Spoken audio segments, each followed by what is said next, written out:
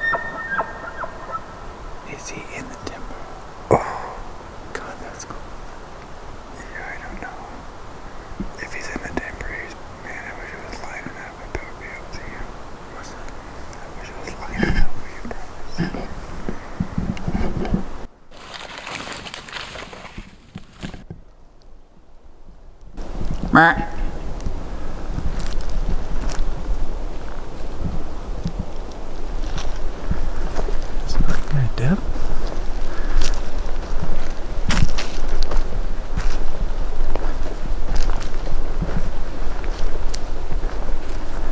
I don't know what's hard about this mule deer thing. I guess just let me walk right up to him at 15 yards. Piece of cake.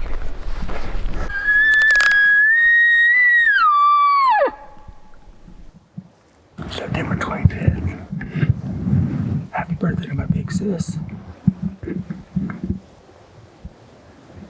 We couldn't even leave the truck today. There were so many up by the National Forest Road. We got to the truck probably an hour and a half before daylight. We were gonna hike up here. Heard 4 or 5 bulls within 500 yards of my truck. Worked in really close to a good sounding one, probably under 100. Just no shooting light. We had the wind and we were just gonna wait for daylight. And then all the hunters showed up about a half hour before light. And one guy bugled a world record 11 times in a row. Total Doug Flutie bugle. I yelled, "Shut up." He bugled again. Then Jake yelled, "Shut up." He stopped. None of his bugles got answered, and he waited possibly 20 seconds between bugles. I've never seen that before. Yes, there's elk down there, but there's a lot of people, and I don't like that. I want less elk, less people, so we're gonna hike way up here. I think there's elk right here, though.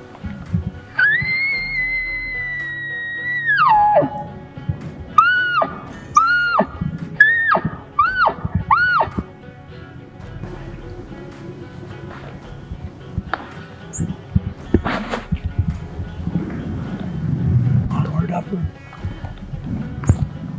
It's 9:25, September 25th. We've heard these bulls kind of bugling over the high winds for the last hour plus. Sounded like 2 different herd bulls. Did you hear antlers crash? Yeah. I think they duked it out for a second. Satellite bulls are they're spread out and they're in a steep, nasty canyon up there. I don't know how they got there. I don't know how to get there without going 2 miles, finding that saddle and getting on top. And the wind is just, it's blowing down right now. So it's just super unpredictable. I don't know what to tell you guys. I'm gonna have a wilderness athlete energy and focus, a protein bar from Costco. And I'm just just gonna hang out here. At least we'll hear bulls and see where they go. But we did leave bulls to find bulls. Alright, we'll check in with you guys a little bit later. Maybe they'll start piping up again. It sounds like they just crashed antlers. And that was that. One died, the other's alive. So I'll go up there and put my tag on him.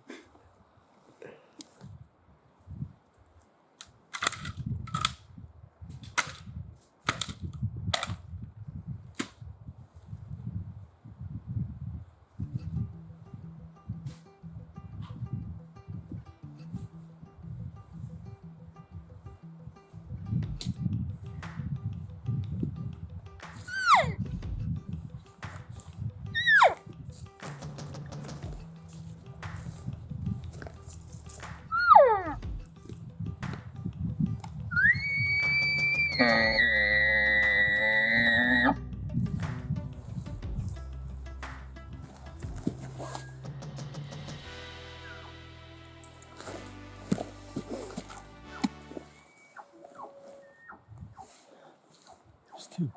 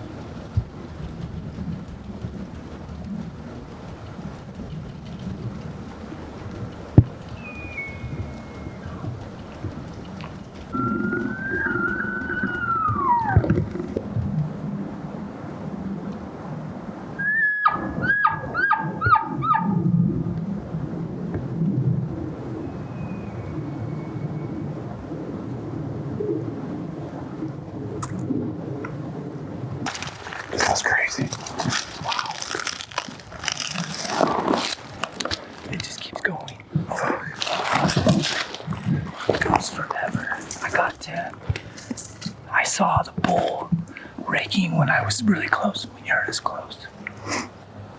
And I was man. And he was getting all fired up. And then the last second, his cows decided no. And they went up, and he went up, and I was like, I can't go any further. Did you see this 5x5?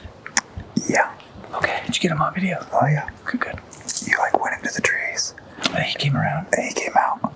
Yep. I was like, okay. It was about 30 yards from me. Dude, that guy sounds like a dinosaur. Which one? The herd? The big one that you were chasing. Oh my God. Are these the bulls from over there? Do they? I don't know. How did that giant not have any cows? Yeah. Did you ever see the big guy? No, just his ass and his rack. I couldn't see. He's got to be huge. He's got to be bigger than him. Yeah, so the little guy that we walk by, Yep. the big guy up on top, Yep. this little 5, and that guy in this one little bowl. Yeah. And they're Damn. all going up to feed towards our spike camp. What? Our spike camp's probably a mile from here. You know how our spike camp was kind of low? Yeah. And it topped out? These all go up there to feed. And they come down in here. So all these bulls bugling today when we were on the hill, Yep. how many were over here? How many were over here? It seems like all these elk came from here.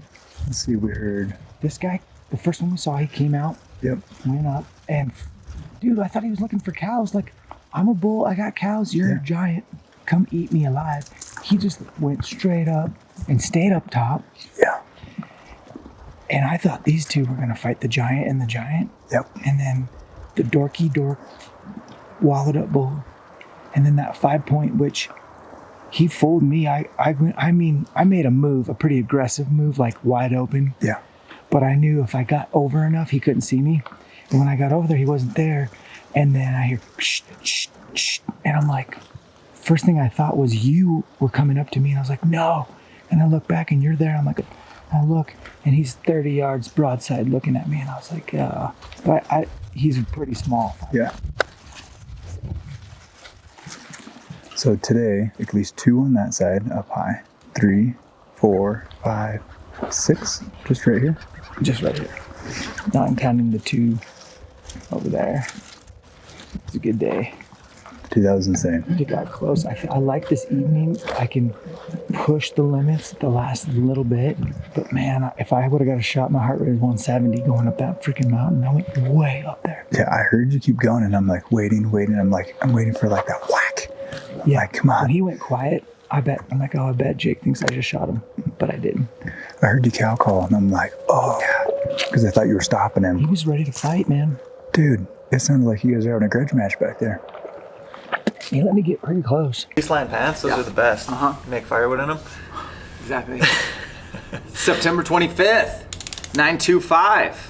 Kind of down to the grind. So We're down to the last couple of episodes here, guys. the time's running out. So 925 is also another historically looking back really successful day in my elk history. Successful in the fact that elk usually vocalize really well. Herds are definitely established, and so herd bulls usually are pretty stubborn at this point, but you know, satellites can get pretty desperate. So something to put in the back of your mind for next year. But this day was, we called it the D Kicker Trail. It was a 5-mile horse trail. Well, the horse trail kept going, but it was 5 miles one way. And we were no longer camping spike camp. We were camping at base camp because we were soft. We wanted a hot meal at night. We wanted to drink beer with my dad. And if you never drank beer with my dad, you would want to too. And so we would just wake up super early and hike the 5 miles in and then start the hunt. I'm gonna fast forward to the end of this video where like we are in a position where it's like 30 minutes left of daylight. most people, average hunters, will have turn around because they know they have 5 miles they got to cover just to get to the four-wheeler.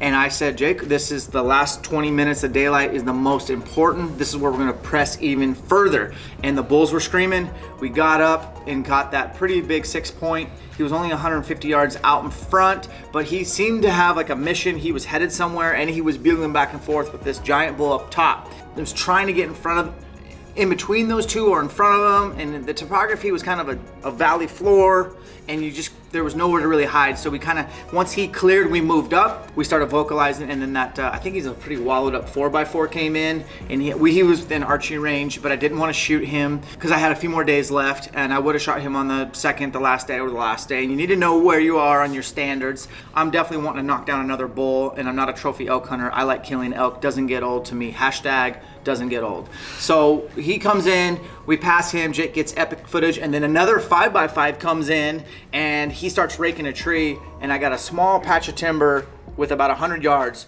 and I'm like, Jake, you stay here, just film with the long lens. And I snuck up, got to the edge, peeked over, he wasn't there, and then I heard something, and I thought it was Jake coming up with the camera, and I'm like, no!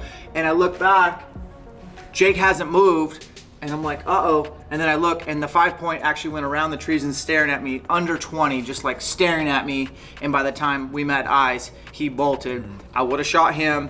And then I think with the last little bit of light, the big herd bull came all the way down with his cows, and I just ran up there without the cameraman and just went up there to see if I could make a hero shot on the herd bull, and we were going back and forth. And I got up there, not enough light to shoot. We lost our legal shooting light, so tucked our tail between our legs and hiked out the D Kicker Trail, put on a ton of miles that day. But that's just like a pro tip for you guys listening, is like really try to, like, on a 10-day, but like on a 10-day hunt, if that's all you have and you actually get to hunt for 10 real days, if you just hunt till dark, those 20 minutes really add up over the span of a 10-day hunt, to where you will increase your odds of an opportunity. Yes, you will probably lose sleep. Yes, it sucks hiking out in the dark, but you got to do it if you want it bad enough. There's only 2 episodes left, man. Oh, really? 1 more episode left in Wyoming. 1 more episode left in Montana. I don't know how it goes down, but I'd want to end the series on a high note. A high note. So thank you guys for being here. We appreciate it so much. Do us a favor, subscribe to the channel, give it a thumbs up, and we will catch you back here for the next 1 and 2.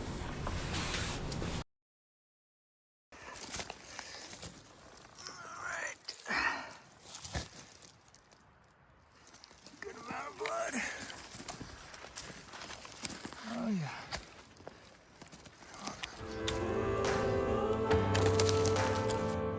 Pull down.